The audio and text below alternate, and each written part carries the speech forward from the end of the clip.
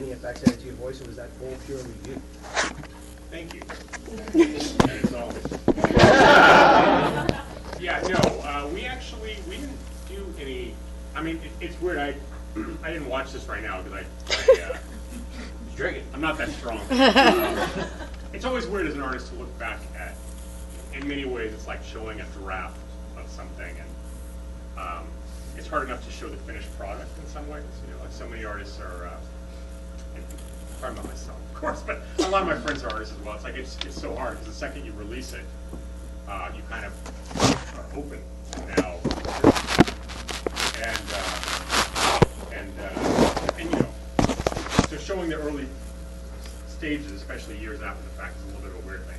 So anyway, the reason I say that is I had listened to that old recording since, I don't know, almost a decade. So hearing the effect on, I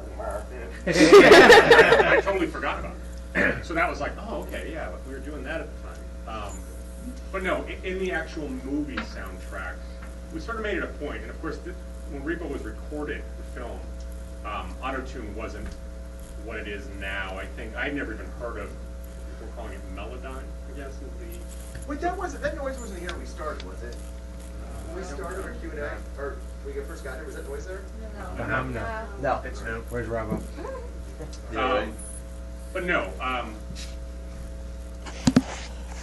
we made it a point to really not go down that road. And I had been singing Grey Road on stage live for, I mean, we did it first in clubs. It was pretty much like a one-man type of like performance art piece. And then it went into more of a theatrical thing. And as Darren said, we did it here in New York as sort of the last stage production before doing the short film you just saw before the real film. So that is me singing, and no, we didn't do any effects. And I mean, there was, don't get me wrong, on some of the actors who were not really singers and were actors and singers, there was a lot of picking moments of multiple takes. That's what I didn't realize about the music thing. This was eye-opening for me. Many years a fan of musicals.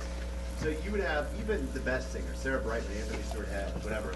You would have them come in and they'd sing the song 25 times, and you would use 4 words of this song or this take, 3 words of that take, a syllable of that take, and literally it was never one full thing. I mean, watching you guys pull syllables out, I had no idea it was even done like that. It's a very weird thing, and like for me as a performer, I actually want to do it from start to finish because that's where I feel like I can actually tell a story. But sometimes the first half of this take is better, the second half short. But when you're dealing with people that aren't natural singing performers, you have to do a lot more.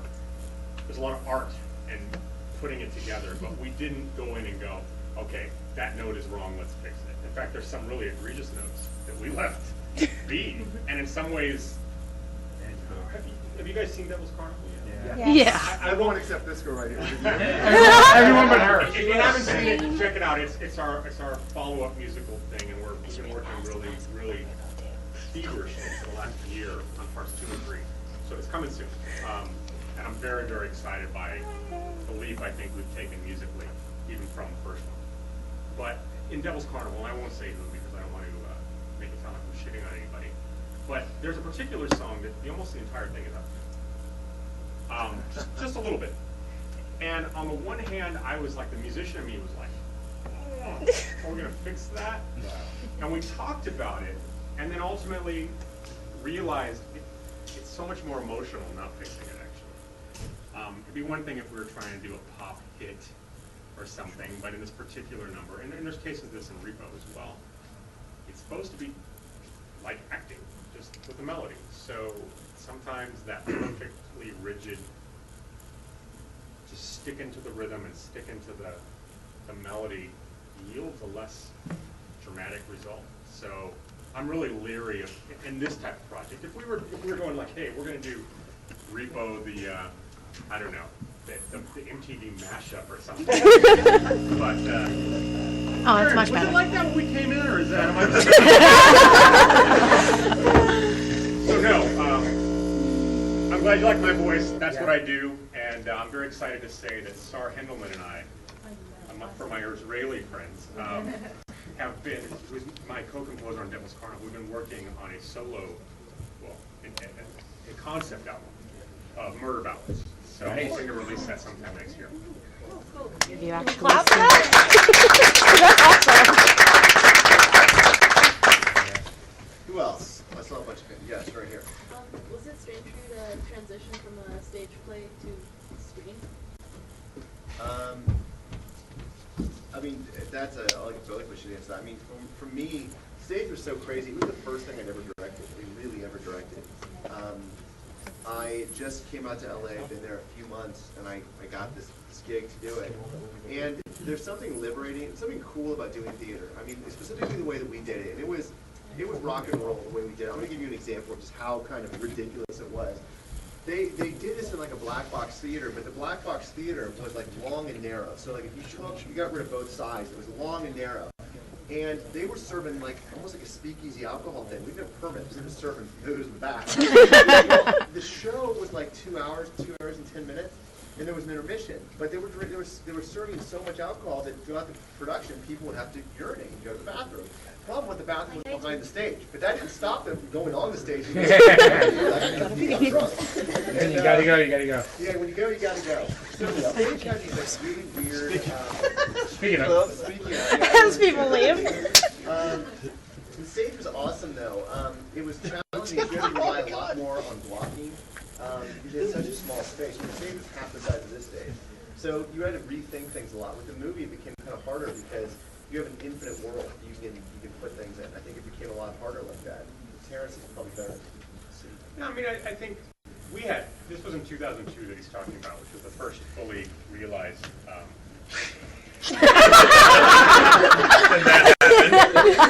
But he likes your singing, so. Yeah, I know. Behind would be better than in front. There you go. Well, sometimes. It's like that whole fight club thing.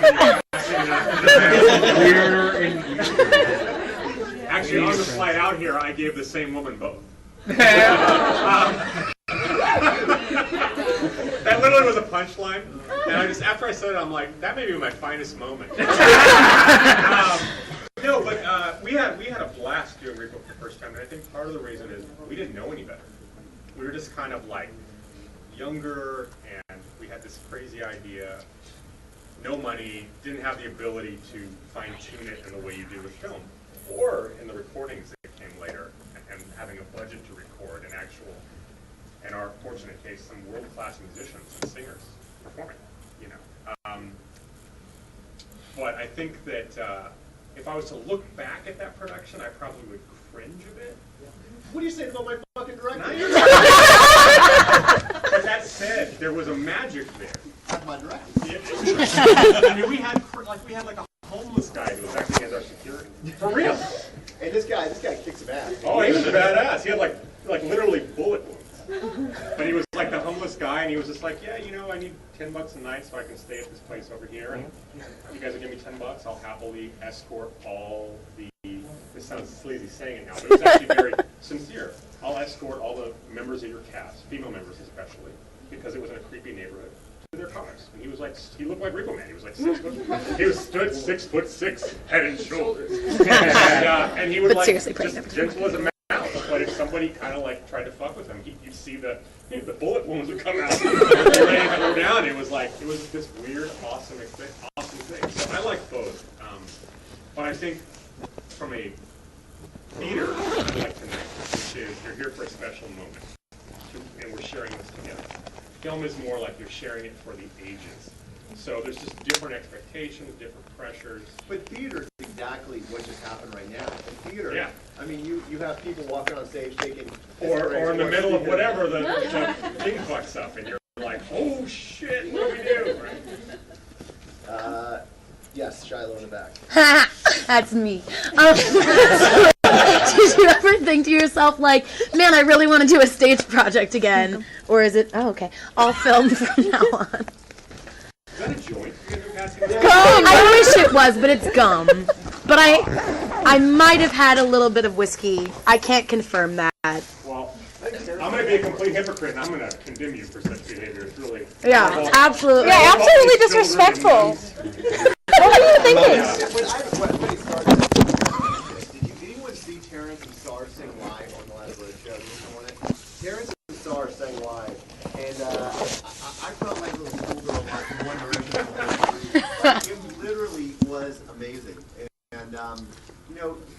very jaded very quickly in this is because you hear the same song a million times. It's the same thing a million times.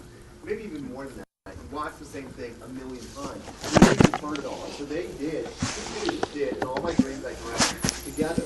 And it was amazing. It was awesome. It made me say to Terrence right after, we got to do a live thing. We have to do a live component because it was so amazing what that did. So I hope you guys see Devil's Carnival 2. There will be more live elements than there were the first time. You should sing with him. Oh, I got to go. Right. So stage production is a potential. Is that what it is? That what we're getting at? What was Aaron saying? Live production? Yeah, I mean, there's something about singing and performing live that can't be replaced with film. But there's also, when it fails, it's the worst thing in the world, man. You just want to go and like hide for So then don't fucking suck and you'll be great. There you go. Sometimes Fucking the suck or speakers fucking suck? Yeah, You know what I mean?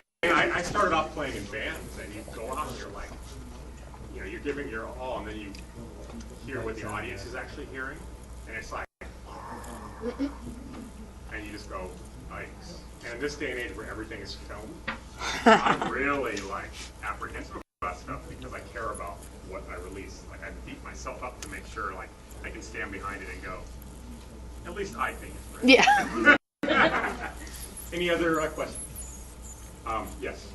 You still doing, I guess, call it for lack of a better term, bar scenes where you're doing like, you know, little skits or, you know, segments of... We haven't in a long time. I don't know how much I want to give away right now because it's still in the early stages, but the murder ballads thing I was talking about. Sarah and I have been thinking long. This project, this idea for the project was born out of a few things, and one of them was the frustration. I'll just go ahead and reveal a little bit, but the Devil's Carnival. To make a film, even a ghetto, like grimy, carny film, it costs a lot of money, and none of us are rich. So you pretty much have to deal with generally speaking, non-artistic types, and hope they'll see the vision and invest in it, and in the process, not to take everything, and to kind of let you do it to the best of your ability. Now, that's a difficult place to film, and Darren and I have become, in many ways, businessmen through this process, even though that's the last thing we want to do.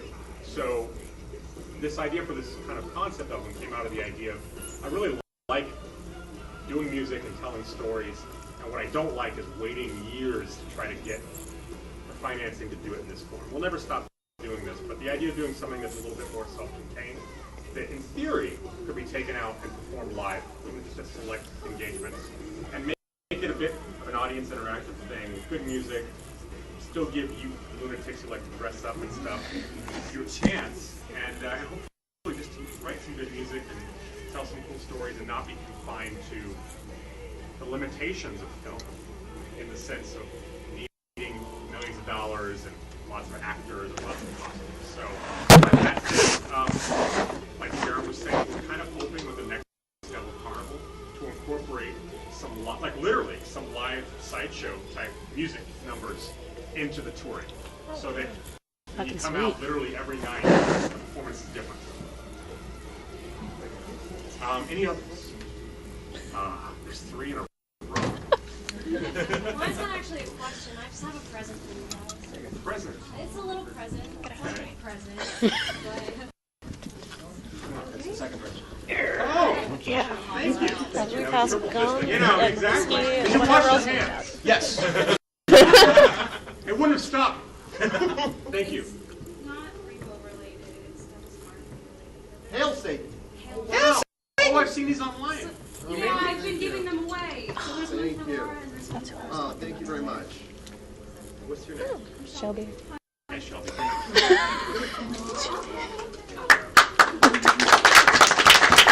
Yay. If anyone else wants one, I give them away on the Facebook group. Right on. Devil's Carnival. Sorry, dear. We have time for 2 more questions. Thank Anyone you. else? Right here. Okay, I heard rumors that there was a prequel that you guys were thinking about. Is there any, for Repo? I mean, here's the reality. Terrence and I both, and specifically the more the time passes, Repo's our baby. We love it. And I think both of us would go back in a second. why Devil's Carnival came about, just that exact reason. We didn't have to wait on Devil's Carnival, we dictated everything. Right. The problem with Repo is it's literally red tape, and it's the minute you cut through one piece of red tape, 4 more pieces show up. There's probably anywhere from 30 to 40 different approvals you can have before that would happen. Whereas Devil's Carnival, there's one approval and that's us. And so it's a hard thing because to get the approvals out that we need would probably take us a year of just fighting the approvals. I bet we could get it. I bet we could. It would take us about a year of doing nothing but fighting. And it's probably, I mean, in all honesty, 2 years of writing. So it's like that weird thing of like, well, do you just start and hope it all works out? Well, you've already got like a lot of fan fiction to go on, so you could start there. You could totally have our stuff for free. You know, one of the things we talked about, I think it was early on with the Devil's Carnival tour, was to, I love the crackling, was to pick some of the more salacious fan fiction. Is that redundant, really? At this point, And to read it, like just put up like a pulpit, literally, and just come out with like the reading glasses and go, you know, Ray Robert took his member, you know, and just do it, and then be like,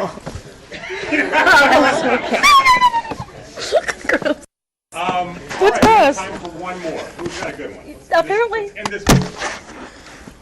Who's got more spec? no, got nothing. Confident. I like it. Come on, be confident. How many times during these live things do people ask you to shout graves from 21st Century Tour? Enough for me to say that's not a good way to end this. The answer is too many. Let's get a good question. Come on. What's your question?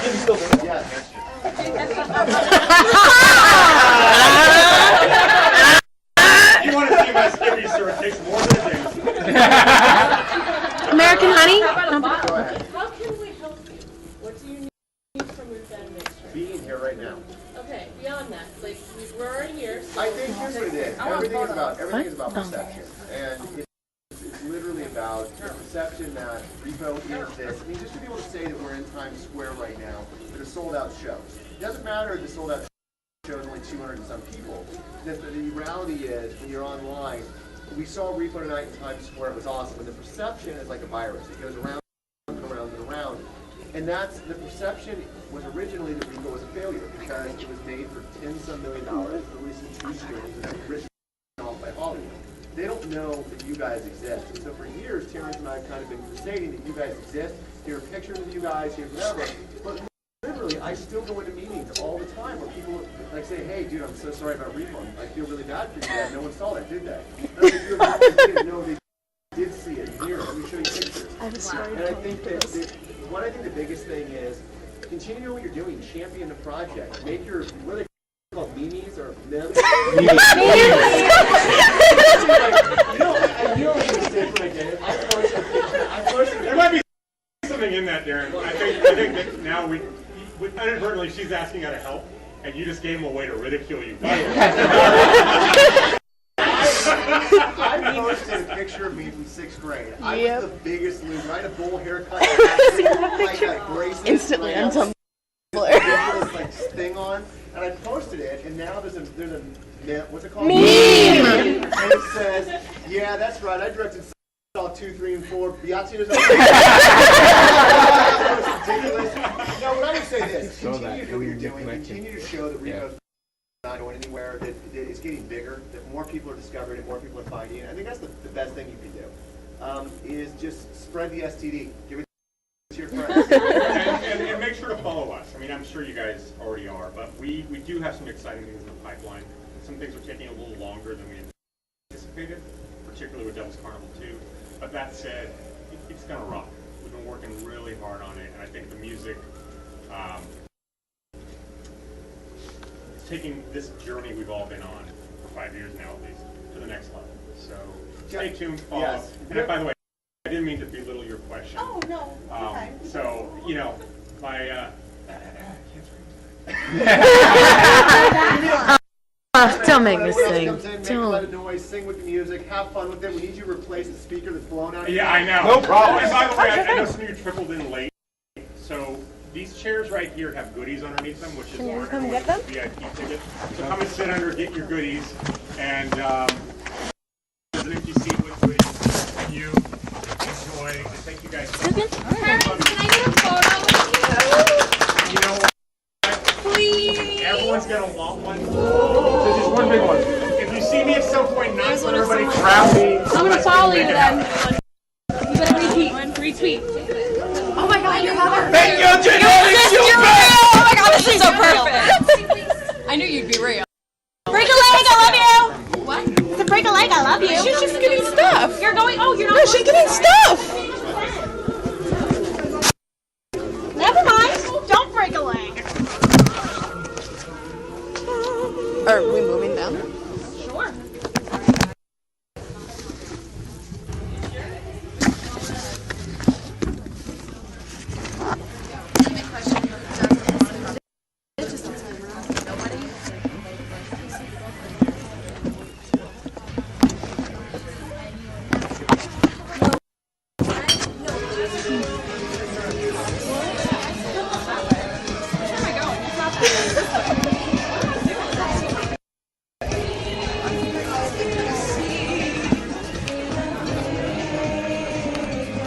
What are we doing? You all part of the last four came in? Yeah, some of your swag is here. So there you go. Now you should have enough to go. You're a beautiful human being. No problem.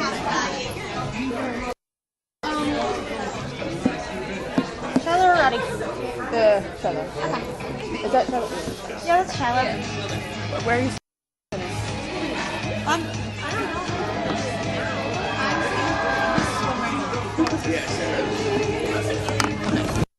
Look at my crap.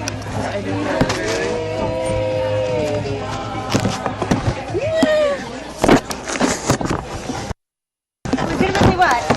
You guys got my flask? No, No, I'm gonna go get my stuff. I'll get it. Heather, I can get it. Yeah. Or you can walk over the chair.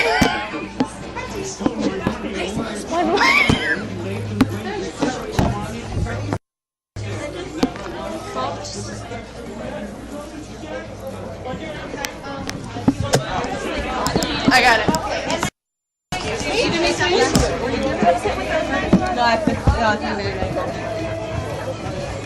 Tommy, where are you? Right here.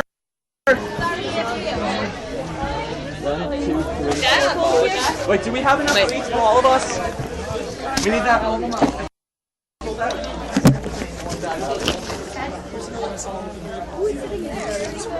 Is somebody sitting in this seat? I don't know.